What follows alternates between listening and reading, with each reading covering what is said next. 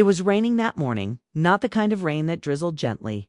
This was the kind that soaked through your shoes and slapped your face like the world itself was rejecting you. I stood outside the sleek glass building of Architect Industries, clutching my resume folder like it could shield me from the storm or the fear swelling in my chest. "It's just an interview," I whispered. "You've prepped for weeks. You belong here." But as I stepped through the revolving doors into polished floors, shining chandeliers, and cold white lights, my voice, like always, betrayed me. I'd always been too sensitive, too soft-spoken, too emotional, the kind of girl who cried at documentaries and said, "Sorry too much, but that didn't mean." I wasn't capable. I had graduated top of my class in computer science. I had built 3 mobile apps by 22. I had dreams, not of fame, but of belonging. I wanted a job at Architect because they were visionary, because they made headlines for empowering women. What a joke that turned out to be. The panel sat behind a long mahogany table in conference room B for people. 3 women, 1 man, sharp suits, sharper eyes. The leader of the pack was a woman in a steel gray blazer. Her name tag read, Harper Wells Talent DIRCTOR. She didn't smile when I walked in. Miss Olivia Carter, she said, eyes scanning my resume like it was beneath her time. "Yes," I replied, trying not to sound shaky. They asked the usual things at first: projects, background, goals. Then came the trap. "Tell us about a moment you failed miserably," Harper asked, crossing her arms. I paused, my mind blanked. My throat tightened. My hands trembled. I remembered standing at my mother's hospital bed the week I missed a final. I remembered breaking down during a presentation when my only friend in college ghosted me. I tried to speak, but my eyes filled with tears. "I'm sorry," I whispered, wiping at my cheek. "I didn't expect to get emotional. I'm just really passionate about a snort." A chair squeaked as someone leaned back. Someone coughed to cover their laugh. I saw it. I heard it. They were laughing at me. "We'll be in touch," Harper said, flipping my resume shut like it was a piece of trash. I walked out of that building with rain soaking my blouse and something heavier soaking my spirit.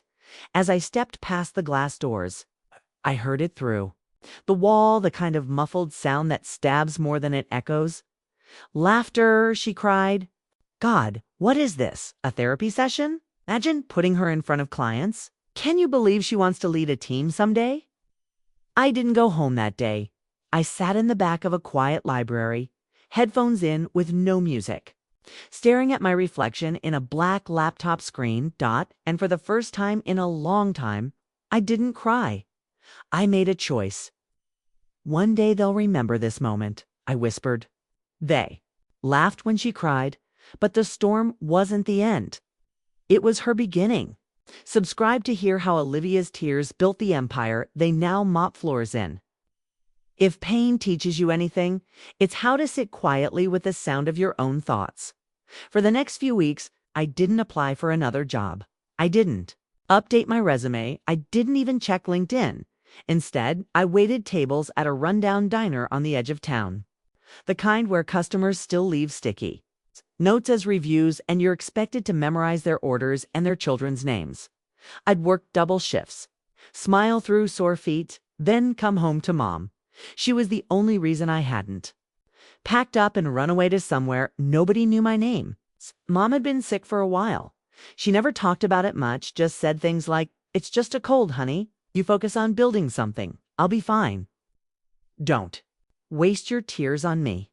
But I saw the pills. I saw the coughing fits behind closed doors, and I saw the fear she tried to hide when she thought I wasn't looking. The night I told her what happened at Architect, she didn't flinch. She just poured me tea, placed a hand on mine, and said, "You were never meant to ask for a seat at their table, Olivia. You were meant to build your own table." Those words stuck to me like a post-it on the fridge.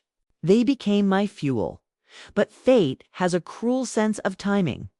3 weeks after that conversation, found her asleep in her chair. Only she wasn't breathing. I remember screaming. I remember the ambulance lights. I remember signing the death certificate with hands that felt like they belonged to someone else. Mom left me one thing, a letter. Handwritten, folded twice, smelled faintly of lavender and lemon balm. Dear Liv, if you're reading this, I'm already gone. I'm sorry. I know I promised I'd stick around to see you take over the world, but sometimes God has other plans. But listen to me. Don't let this break you. Don't let this world convince you that your softness is a flaw. You feel deeply. That's a gift. That's your power. I've seen how the world treated you, how they mocked you. But I also saw something they didn't. The fire under your tears. So go ahead, build, code, create, cry if you need to. But don't you dare quit. You don't need a throne, sweetheart. You just need Wi-Fi, a laptop, and belief. Now get up. You've got an empire to build. With all my love, always, Mom. That night, I opened my old laptop, the same one I'd used to learn HTML at 15, the one with a crack across the webcam and the spacebar that stuck. I stared at the blinking cursor on a blank screen. Fast, human. Wasn't fancy, it wasn't funded. But it was mine. I registered a domain, bought a $12 template, and launched Olive Branch Designs, my first solo gig offering websites for small local businesses. In the beginning, no one replied. I emailed 43 businesses, got 3 responses, 2 of them were spam. But the third, small coffee chain, called Bean Drop, needed a mobile-friendly site and couldn't afford a big agency. I stayed up 3 nights straight, learned responsive CSS while eating instant noodles, recorded a custom video walkthrough for their new site with my cracked webcam dot. And when they paid me $300, I cried again. This time, not from humiliation, but from proof. Proof I could build something. Proof I wasn't dependent on their boardrooms or their icy panels. Proof that maybe, just maybe, Mom had been right. With each new client, I upgraded a cleaner site, better design, cleaner code, a clear purpose. By the 3rd month, I was handling 10 clients a week, local salons, bakeries, plumbers, even an old bookstore chain that just wanted a Google Map plugin that worked. And when one of them left a review that said, I cried when I saw what Olivia built for me. It felt like she understood more than a developer. It felt like she heard me. I finally smiled the way Mom would have wanted. They told her emotion didn't belong in business, but she used her tears to code a future. Subscribe, 'cause this soft girl silence is about to shake the city. $300. That's what I earned for my first real freelance gig. To most people, it might have seemed small, but to me, it was proof. It's a spark. A door that cracked open just wide enough for me to wedge my foot in. And wasn't about to let that door close again. I reinvested every penny. Bought a secondhand monitor, better keyboard, and a chair that didn't destroy my back. No fancy office, no co-founder. Just me, my laptop, and a dream that was louder than the laughter I still heard in my nightmares. My brand, Olive Branch Designs, became more than a website name. It was a promise. 2 struggling small businesses to single moms running home. Bakeries to kids designing custom sneakers in their basements. I'll build you a digital home. I'll do it with heart. That was my pitch. Then came the pivot. I kept hearing the same thing from clients. I wish there was one place to manage everything website. Inventory, orders, payments. So I started building it myself. At night, I coded. During the day, I delivered lattes at the coffee shop across the street from the building where I once cried in an interview room. That irony kept me going. It took me 9 months to develop the beta for my new idea. PageSpark, a DIY all-in-one toolkit for small business owners to build and manage their websites. Payment systems, booking calendars, and social media all in one place. It wasn't perfect, but it was working, and it was mine. To launch PageSpark, I needed traction and funds. So I applied for a pitch competition hosted by a regional tech group. The venue, an old theater with red velvet curtains and too many folding chairs. The judges. For people in blazers, the format. 1 mic, 5 minutes. 1 shot. My hands shook. As I stood on stage, I flashed back to that conference room. Harper's stare, the giggles. The door slamming behind me. A mother's voice. Then, my own. Hi, I'm Olivia Carter. And today I'm here not as a CEO or coder, but as the daughter of a woman who ran her own home daycare and never had a website. Because no one ever made one simple enough for her to use. The room fell silent. I showed them the tool, walked through a real-time demo, showed how even a 12-year-old could build a digital store in under 15 minutes. When I finished, there was clapping, genuine, warm, respectful clapping that night. I won second place and a $25,000 seed. Check. Not first. Not a trophy, but enough to incorporate. PageSpark, file for a small trademark, and hire my first part-time developer, a woman named May who had just left a toxic agency job and wanted. It's a place that doesn't treat feelings like flaws. If you found it, I told her. The next year was a blur of code, coffee, breakdowns, and breakthroughs. We launched PageSpark officially. We signed up 1,200 users in the first 3 months, mostly through word of mouth. Soon, we were onboarding wedding planners, tattoo artists, plant shops, and poets. Each story was unique. Each user reminded me of who I was building for. People like me, like Mom. The ones who were overlooked, undervalued, or underestimated. Then, one morning, while grabbing a coffee near my co-working space, I saw her. Harper, same cold eyes, same precise hair, same commanding posture. But this time, she wasn't behind a desk. She was walking out of the Career Placement Center holding a packet labeled Resume, Rebuild, and Job Coaching. I blinked. She didn't notice me. But I noticed the change. Architect had laid off an entire department after a scandal involving ethics violations. Harper was now just another name in the job market pool. The irony wasn't lost on me. I didn't feel satisfied, not yet. But something inside me whispered, keep going. That day, I signed a lease for a physical office downtown. 5 floors, exposed brick, expensive. Yes, necessary. Also yes, because I was done hiding behind screens. It was time the world saw who Olivia Carter had become. They once laughed at her in a glass building. Now she was building one of her own. Subscribe. The next chapter of her rise will leave them breathless. The day I unlocked the door to PageSpark's new headquarters, I didn't cry. Not because I wasn't emotional, but because I had already shed enough tears to fill every corner of that 5-story building. This time, I smiled. A quiet, knowing smile, the kind that doesn't need to say, I made it. Because the glass doors, the elevator panels, the buzz of the startup floor, they all spoke for me. The office was in the heart of the city, not far from the cold towers of Architect, the same company that once laughed me out of an interview. Room like I was a child lost at a grown-up table. But now, they were shrinking.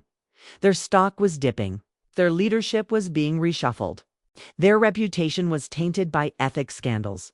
Meanwhile, we were growing. PageSpark had just closed its first $2.5 million funding round. Thanks to our small business ecosystem taking off like wildfire.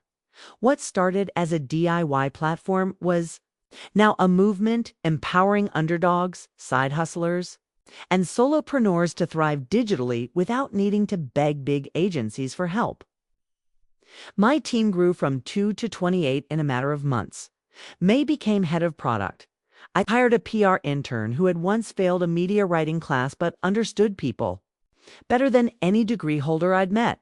I filled our kitchen with free food. No vending machines, no rules about crying in meetings, no cruel power plays. We built a space with heart, the kind that corporate offices forgot how to beat with. One morning, I walked to a coffee shop around the corner, the same place. I used to clean tables at Dot. Behind the counter stood Sasha, one of the junior interviewers who'd once laughed when I teared up at Dot. architect. She didn't recognize me at first, but when I ordered, she paused. Olivia Carter.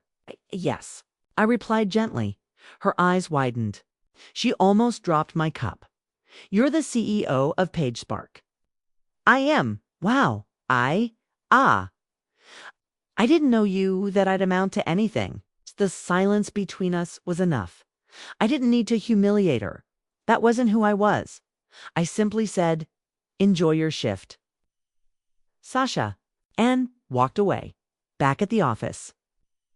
I stared out the glass wall of my corner suite. Across the street was Architects HQ, still massive, still intimidating, still full of old power.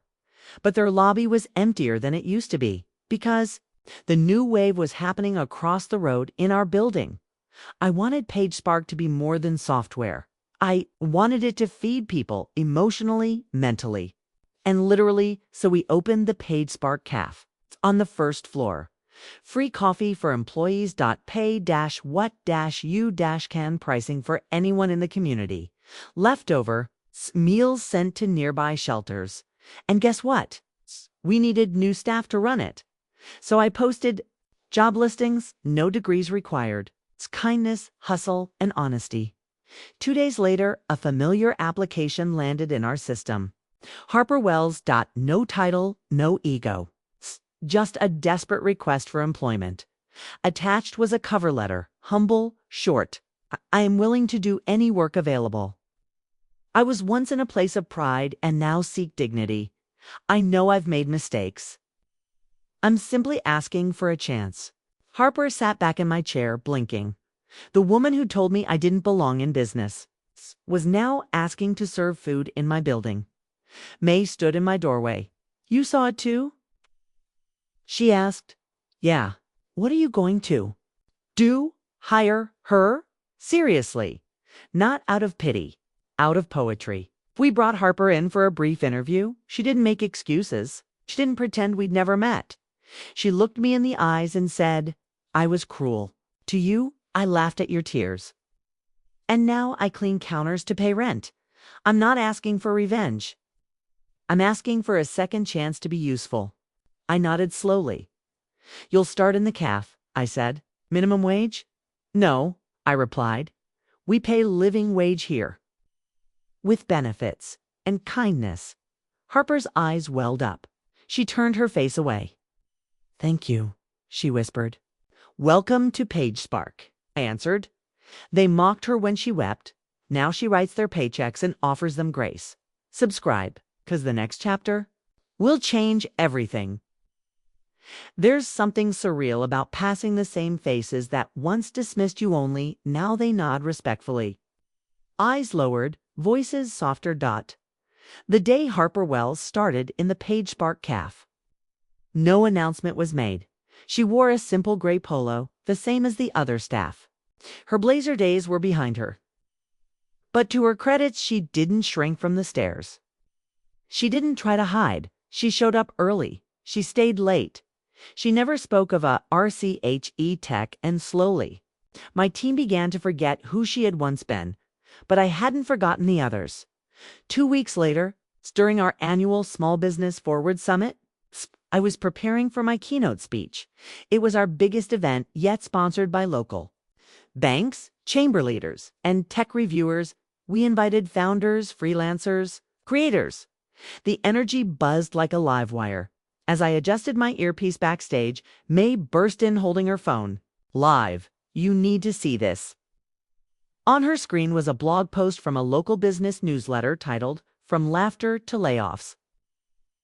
The Fall of Architects' Arrogance. The article featured a scathing expose on the former leadership team, highlighting the toxic culture, the publicized scandals, and a surprising update. Former architect execs Amanda Lynn and Davis Morrow launched a new startup called Skygleam, but investors are skeptical. The duo is rumored to be seeking partnership deals with rising tech innovators like PageSpark. My heart skipped Amanda Lynn, Davis Morrow, the other 2 interviewers from that day. Later that week, an email landed in my inbox. Subject, request. For collaboration, it was signed by Amanda Lynn. She wanted to explore a cross-platform integration between SkyGleam's project management tool and PageSpark's services. She addressed me as Dear Ms. Carter, the same woman who once laughed when I cried in front of her, now writing to me with careful punctuation and polite words. I replied with a short email. Thank you for your interest. At this time, PageSpark is not seeking collaboration with SkyGleam. We wish you the best in your future efforts. No emotion, no anger, just facts. But something told me it wasn't over. Days later, I walked into our building's rooftop lunch space. It was golden hour sunlight pouring over the skyline, casting long shadows on the tables. There she was, Amanda sitting at one of the corner tables, sipping a coffee from our cafe. She looked up, startled when I approached. Olivia, she said softly, I didn't expect you in the common area. It's my building. I roam freely. I smiled. I guess. I just wanted to see it. She said, everyone's talking about you. The rise, the culture, the humility. I sat across from her. What do you want, Amanda? She sighed. An apology and maybe redemption. Her voice trembled slightly. I was awful to you. I let culture and competition get in the way of basic human decency. When I saw you cry, I judged you. I didn't know then that softness doesn't mean weakness. She looked at me, really looked this time. I was wrong. It would have been easy to tear into her dot to remind her of her smirk. The eye rolls. The way, she said, she's not a fit, like I was a bad shoe size. But I didn't, because I wasn't doing this to win old battles. I was building something new. Amanda, I said gently, I accept your apology. But I don't have space in my journey for those who only believe in me when I'm profitable. She blinked. I understand. Good. Then you'll understand why I won't be responding to any more proposals. I stood up. Enjoy the view. Dilt it. That night, I added a new poster to the hallway by the elevator in simple font. It read, this company was built on compassion, not conquest. If you laughed at tears once, be ready to work under those who rose from them. The team loved it. Even Harper, who paused to read it and gave me a quiet nod of respect. They returned, hoping to partner. But she'd already learned some. Bridges aren't worth rebuilding. Subscribe, because Olivia's story is far from over, and her greatest move is yet to come. 2 years after I launched PageSpark, I received an email with a subject line that made my breath catch. Keynote invitation, Architect Diversity and Inclusion Week. I had to read it twice. .archetech.v. Very company that once humiliated me, that laughed when I cried in their glass-walled interview room, that wrote me off with smug grins and tight suits. Now they were asking me to speak. The email was formal, professional, polished. Dear Ms. Carter, we are proud to invite you as a keynote speaker at our upcoming Diversity and Inclusion Week. Your journey from freelance beginnings to the founder of one of the most influential startup platforms in the region has inspired thousands. We believe your voice can help spark real conversations. We would be honored by your presence. Honored. The same company that didn't even let me finish a sentence years ago was now honored to host me. I stared at the screen, not out of pride, but from the quiet ache that rises when wounds come back as whispers. I didn't answer right away. I thought about it for a whole night. Then I met with May on the rooftop of our office building. They want me to speak, I said, tossing my phone toward her. She picked it up, scanned the email, then looked at me with raised brows. You're seriously considering it, wouldn't you honestly? She said. I don't want you to go back there and shrink just to make them feel good. I wouldn't be shrinking, I replied. I'd be reminding them who I've become. May smiled, slowly. Then burn bright. I said yes, but I had one condition. I won't be part of a token panel. I speak solo and I speak truth. They agreed. And so, on a crisp fall morning, I walked through the lobby of Architect. But this time, didn't wear nervousness. I wore power black. Tailored blazer, braided hair pinned with gold clips. A single pendant necklace. Mom's eye. past familiar hallways, glass rooms, echoing footsteps. And then the auditorium. Hundreds of employees sat in neat rows, holding notebooks, sipping free coffee. Some old faces, some new and right in the front row. Harper. She wasn't in a suit, she wasn't in heels, she was sitting beside a recruiter, likely to support her old team. We locked eyes. She gave a respectful nod. I nodded back. The host introduced me, with enthusiasm, listing my accolades, my funding rounds, my platform's impact. Then the mic was mine. I stepped forward and I paused. "Thank you," I began. "It's surreal to be here. It's not because I never imagined success, but because I never imagined this room would one day invite me back." Eyes widened. I continued. "A few years ago, I sat in one of your glass-walled rooms and was told I wasn't the right fit. Not because I lacked skill, but because I cried during my interview." The room fell, pin-drop silent. Back then, emotion was treated like a disease. Softness was mistaken for weakness. But let me tell you something. That moment, the one where I cried, was the day I found my strength. I spoke of Mom Dot, of the letter, of the diner job, of the startup nights, of the first $300, of Harper's redemption. And I ended with this. So if you're sitting in here wondering if you belong, if your tears make you less valuable, remember this. I stood where you are. Okay, now I stand here. I didn't change to fit the room. I changed the rooms I walk into. A pause. Then thunderous applause. Some stood, some wiped eyes. Even Harper clapped this time, with something close to awe. After the talk, a line formed. Young interns, old execs. Former naysayers, they shook my hand, asked for photos, thanked me, but one stood quietly in the corner, a man in a navy blazer with silver-rimmed glasses. Davis Morrow. One of the senior interviewers who smirked when I stammered through my answer that day. He waited until the crowd thinned, then walked up slowly. "Olivia Carter," he said. "You probably don't remember me." "I do," I said simply. He looked uncomfortable. I deserved that. "I just wanted to say, you were brilliant, and I was a fool." "Thank you," I said. "But I didn't need your validation then, and I don't need it now." He nodded as if accepting defeat, then walked away. That night, back at Page Spark, my team waited with cupcakes. "Tell us everything." May grinned. "Let's just say," I smiled, "the tables have definitely turned. They once questioned her tears. Now they quote her speeches. Subscribe, 'cause Olivia's story is about to take its boldest turn yet."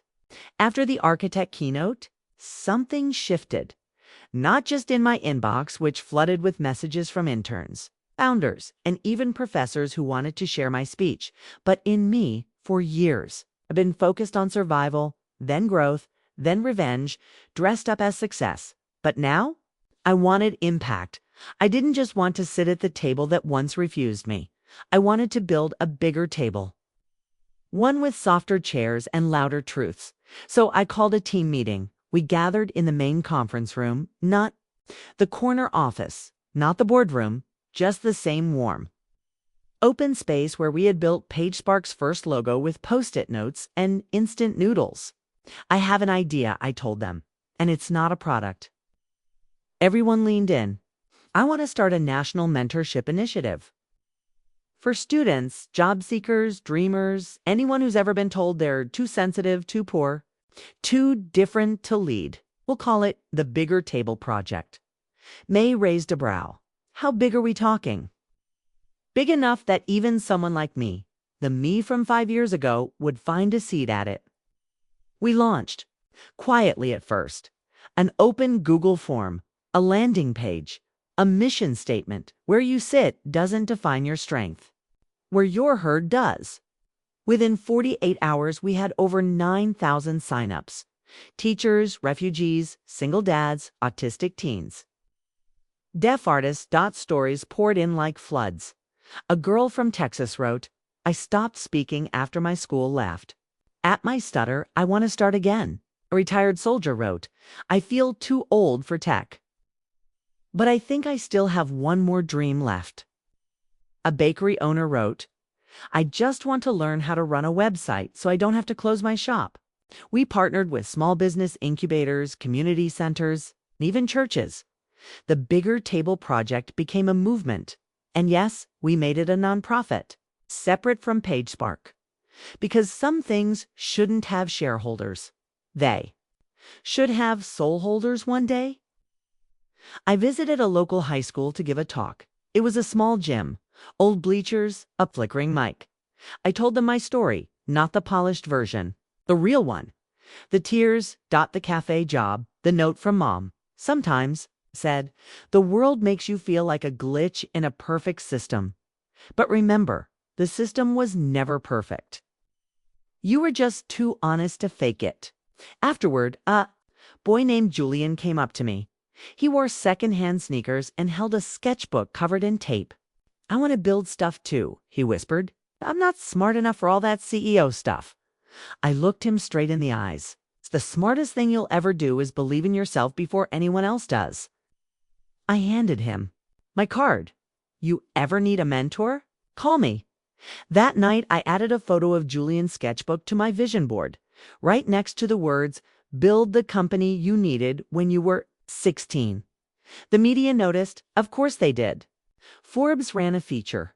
TechCrunch called it the soft revolution. CNBC titled their segment, "The Crying Girl Who Built an Empire." And this time, smiled, because they finally got the headline right. Meanwhile, Harper was still working in the PageSpark cafe. She'd been with us nearly a year now. One afternoon, she knocked on my office door. "May?" "Always," I said. She stepped in, clutching a small envelope. "I know I'll never erase what I did. But I've applied to business school, and I listed you as a personal reference." I blinked. "You want me to vouch?" "For you?" "No," she said. "I want you to be honest about the version of me I'm trying to become." I sat for a second, then took the envelope. "You've shown more growth here in a year than most execs show in a lifetime." "Write it?" She looked like she might cry. "Just don't quote me out of context," I joked. We both laughed, for once. It wasn't bitter, from glass ceilings to bigger tables. Olivia built more than a company. She built a movement. Subscribe because her next step might just change everything again. The letter was yellowed at the corners, now faded folds. Ink bleeding slightly from the years, but I still kept it in my wallet, tucked behind business cards and receipts. The letter Mom left me, the one that said, if they don't pick you, pick yourself. If they don't hear you, write your own. Speech. You were never meant to ask for a seat. You were born to build the table. That letter carried me through every rejection, every failure, every room that made me feel too much and not enough all at once. So when I received the National Leadership Award for Social Innovation, I knew what I had to do. The ceremony was black-tie held at the state capitol. Live-streamed, sponsored, broadcast. There were senators, CEOs, scholars, people with double PhDs and 5 assistants, and me, Olivia Carter, a girl who once sobbed into a paper napkin outside a job interview. I stood backstage in a navy gown, braids twisted into a crown, a single gold pin at my heart. Mom's favorite May stood beside me, adjusting my mic. Nervous. Only if they run out of desserts before I finish. We both smiled, but she could see it in my eyes. This was different. This wasn't about revenge or success or headlines. This was about Mom. They called my name. The crowd applauded as I stepped up to the stage. The lights felt warm. The room hushed. I looked. Out over the crowd, so many faces I didn't know, but who now knew me. I once cried at a job interview, and they laughed. The room tensed, intrigued, not because I was weak, but because I had passion I didn't yet know how to shape. That moment taught me something.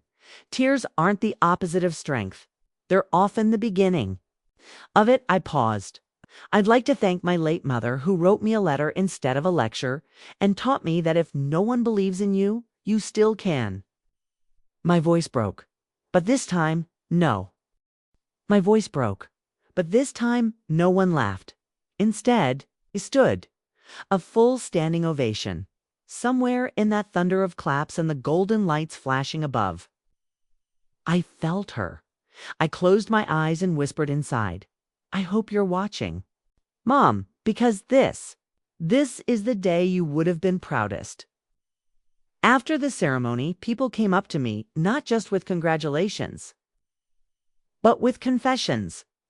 A woman in her 60s said, I left my dream job 20 years ago because they told me I cried too much. Your story made me want to start again. A teenage girl hugged me and whispered, they make fun of me for being emotional at school, but you made it powerful. Even the governor said, Ms. Carter, you're not just a founder. You're a force. Back home that night, sat by my window. The award plaque leaned against the wall, but my eyes were on the stars. I held Mom's letter, traced the words with my thumb. And finally, I added something beneath it, my own handwriting. I didn't just build the table, Mom. I built it out of every bruise, every tear, every no. And now they're asking for a seat, she cried alone at an interview. Now she's the keynote, the movement, the change. Subscribe to stay with Olivia's story because this isn't the end. It's the beginning of her legacy. 8 years later, the auditorium was packed. Not a high-rise conference center this time, but a public library in a quiet neighborhood, surrounded by kids in oversized hoodies, parents on folding chairs, and rows of worn-out textbooks. In the corner, a banner read, The Bigger Table, Youth Tech Fair, hosted by Julian Carter. A boy, now a man, stepped up to the mic, tall, kind-eyed braids, pulled into a bun, lanyard swinging around his neck. He looked out at the crowd of hopeful faces and took a slow breath. Some of you may know my name, or at least my last name. He smiled. Carter? Yeah, that Carter. The woman who built Page Spark, who cried at her job interview and still won the world. The kids grinned. But to me, she was just Aunt Olivia.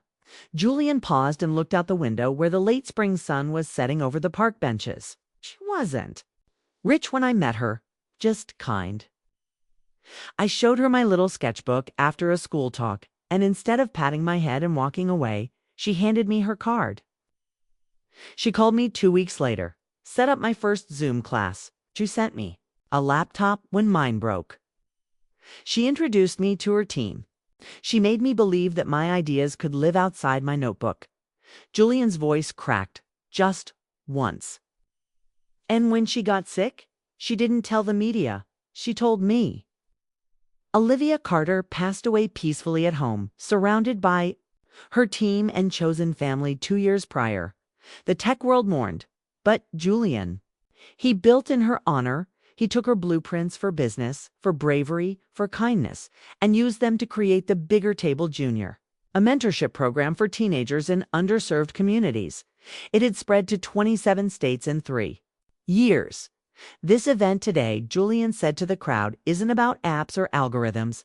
It's about tears. It's about getting laughed at and building something anyway. It's about showing up to the world with your heart wide open and letting no one make you shrink. He stepped away from the mic, toward a girl in the front row who had kept her hand up patiently. She whispered, what if I cry during my interview? Julian Neal smiled. Then they'll remember you. And if they laugh, come sit at our table. We've been waiting for you.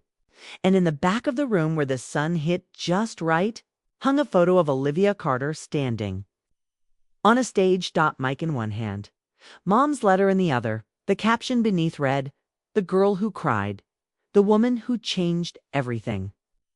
She cried once. They laughed, but her tears watered roots that grew a forest. Subscribe to hear more stories of those who dared to feel. You fail and still rise. This wasn't just Olivia's story. It could be yours.